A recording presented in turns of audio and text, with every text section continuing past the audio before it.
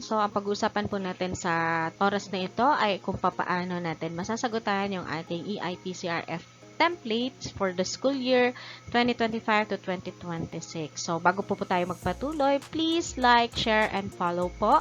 And please also subscribe to our YouTube channel, Mona Pecas de la Cruz. Makikita po natin ang ating IPCRF template sa link na naka-flash po dito sa inyong mga screen. At maaari nyo lang pong i-click yan at para lumabas na yung drive na kinalalagyan ng ating IPCRF. Again, so ang basis po nito at ang source ng ating link na ito ay ang DepEd Memorandum number 89 series of 2025 na inilabas pa noong October 1, 2025.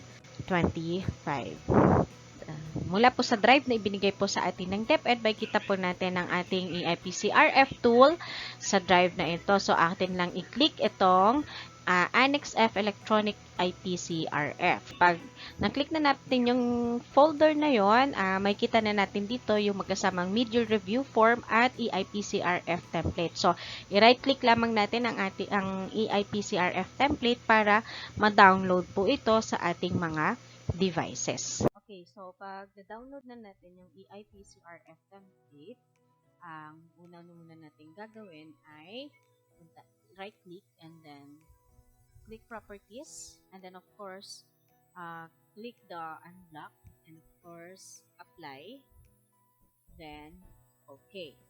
So pwede na natin siyang i-open. Ayan, so makikita natin meron na tayong enable content here. So since 2025 to 2026 tayo, ito na yung nakalagay na school year natin. And so we need to select the career stage. Ayan, so depending sa inyong position. So from teachers 1 to 3, you'll be in the beginning towards proficient. And if you are from teachers 4 to 7, dapat i-click natin ay proficient. So magbabago yan.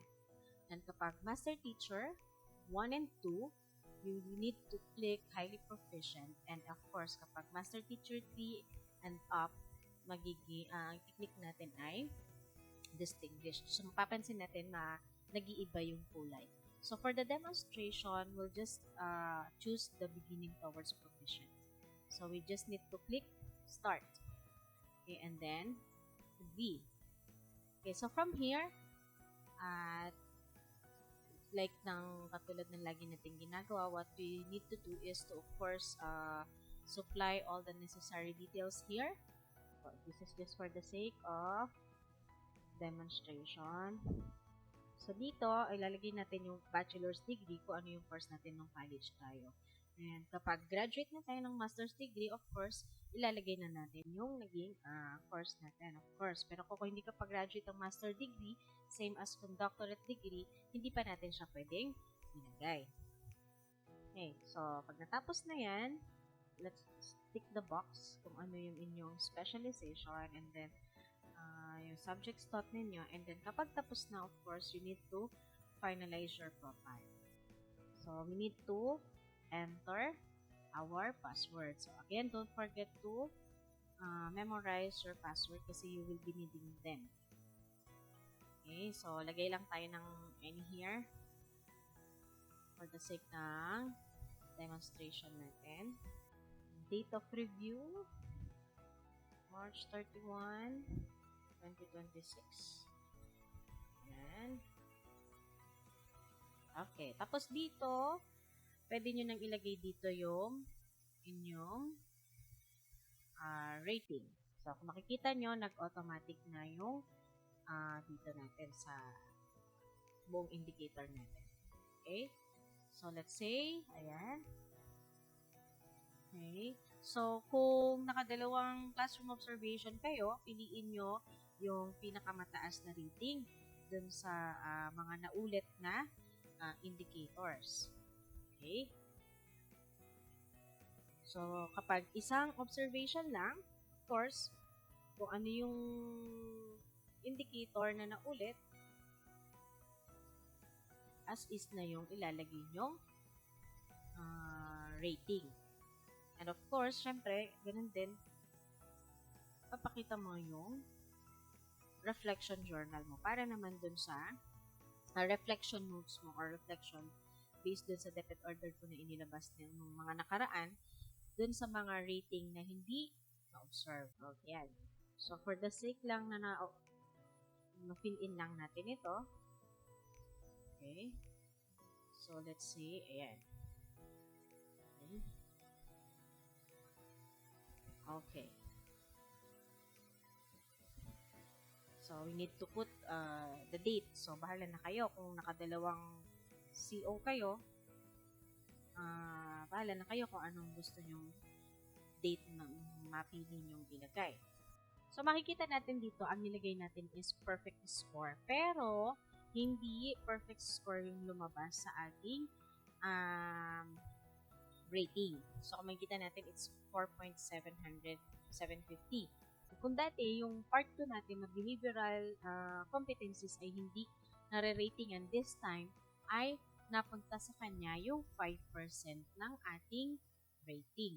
Pero pagdating naman sa master teachers, nahati sa tatlong parts. Part 1 is yung functional competency, which is ito yon, indicator 1 to 14, and then 2.5% sa behavioral competencies, and then another 2.5% para naman sa leadership competencies. So, kung tapos na, we just need to finalize. And again, we need to supply the password. And then save. Ayan. So, makikita na natin si part 1. And then, pupunta tayo sa part 2A. Ito na yun. Kung makikita nyo dito, may nakalagay na scale. So, ito yung sinasabi ko sa inyo kanina na 5%. Okay? Paano ito ratingan? 5, of course, kapag perfect yung rating mo na ibinigay ng master teacher. And then 4 kapag very satisfactory, 3 kapag satisfactory. So, paano ba natin malalaman ito yung adjectival rating sa kanya? So, pag sinabing very satisfactory, consistently demonstrated. So, that means hindi siya laging nakikita. Satisfactory, most of the time lang. Okay? So, unsatisfactory, you just demonstrated it sometimes. So, irregularly showed siya. And then 1, kapag rarely demonstrated. Okay? So, syempre, hindi naman talaga natin ito kayang ma-perfect kasi nga, syempre, sa dami nito, let's say, sabihin na natin na ginagawa natin yung iba, but then, mabigat nga kapag sinabi natin 5 yung scale mo. Kasi, supposed to be, dapat 100% mo siyang nagagawa. Let's say, for example, dito sa prioritizes work tasks and schedules through Gantt charts and checklists. So, ito ba ay napapansin sa'yo ni master teacher mo, ginagawa mo ito. So, pwede ka niya ditong bigyan ng perfect na rating na 5 kung nakikita niya ito na lagi mong ginagawa. Pero kung hindi mo naman siya laging ginagawa, depende kung gaano kadalas, kaya pwede ka niyang bigyan ng 4 or 3 and even 1 kapag talagang hindi na-observe sa behavior mo. So, same goes to the other indicators here. Okay, so professionalism and ethics, of course, ayan, dapat kailangan na-observe sa atin yan. So, for the sake of demonstration, we'll just need to put 5 to every indicator. Okay, ayan na. So, ayan, so makikita natin, part 2A for competencies. So, 5%, kaya outstanding ang lumabas. So, kapag natapos na tayo dito, all we need to do is to click the next one. Ayan. So, nakita natin, di ba? Yung Part 1 Professional Standards is equivalent to 95%, which is ang numerical rating niya is 4.750. While the Part 2, which is the core competencies, is 5% and numerical rating niya is 5. So, if you put them together, so you'll get the final rating of 5, which is outstanding. So, ito na yung lalabas. Ibig sabihin, pag okay na tayo dito, kapag final na, let's just go to part 4. Okay, ayan. Dito, maraming nagkakaproblema dito. So, as we can see, nakasupply na yung professional standards. Let's say, strength and developmental need. Bakit pagkapareho? Kasi nga, yung nilagay nating rating is mataas, so perfect score. So, pwedeng strength mo na din siya and development needs. Again, magdidepende ang lalabas dito sa strength and developmental needs mo doon sa rating na in-enroll mo doon sa part 1. Dito, may nagkakaproblema na merong hindi lumalabas yung kanilang mga indicators dito sa strengths and developmental needs nila. So, ang dahilan po doon ay yung mismong template ng IPCRF natin ay hindi compatible dun sa laptop na gamit natin, or possible na ang Excel natin ay hindi updated. Meaning, hindi updated dahil hindi ka pa gumagamit o hindi pa naka-install sa'yo ang Microsoft 365. So, most of the time, dun sa mga kasamahan ko sa trabaho or sa mga co-teachers ko, napansin ko, yung mga teachers na naka-install pa rin sa kanila ay Microsoft 2016 and below, yun yung nagiging blank yung strengths and development needs nila. So, all they need to do is to uninstall the older version and install the Microsoft 365. Saan makukuha ang Microsoft 365? You can watch my video sa YouTube channel ko on how to install Microsoft 365 to your devices. Again, itong part na to, strengths and development needs, automatic na siyang lalabas at hindi nyo siya ma-edit. Ang editable lang na part dito is yung learning objective, intervention, timelines, and resources needed. So, for the sake of demonstration, we'll just put anything here kasi hindi tayo magpo-proceed sa next part na hindi masasagutan lahat. Now, makikita natin dito sa baba, meron tayong dalawang buttons. So, we have the commitment form here and finalize IPCRF.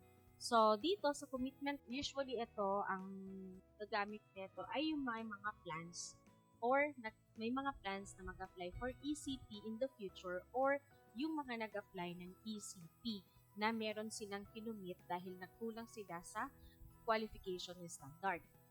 Okay? So, dapat yung kinumitment form nila during their application to their ECP ay lumabas dito na dapat na-develop na nila yung or na-improve nila yung rating nila sa specific indicator na yun. So, for the sake of demonstration, we're going to click the commitment form. Ayan. To begin part 5, select an objective from the drop-down in the leftmost part of PPST indicator column. Fill up the rest of the table accordingly. Pili lang tayo dito. Let's say, ayan ang napili ni teacher. So, this is just for the sake of demonstration. So, makikita natin at kung babalikan natin yung depth order na yun is maximum of 3 PPST indicators ang pwedeng i-commit ni teacher na dapat ay ma-improve niya yung performance niya. Okay? So, let's say for example, ang kanyang previous rating is S. Ilalagay niya dito ay S. Ngayon, let's say na na-improve na niya ngayon or na-develop na niya yung nailagay na PPST indicator dito, ay pwede na siyang mabigyan ng rating na mas mataas dito. Let's just say, so paano natin masasabi halimbawa bakit 555?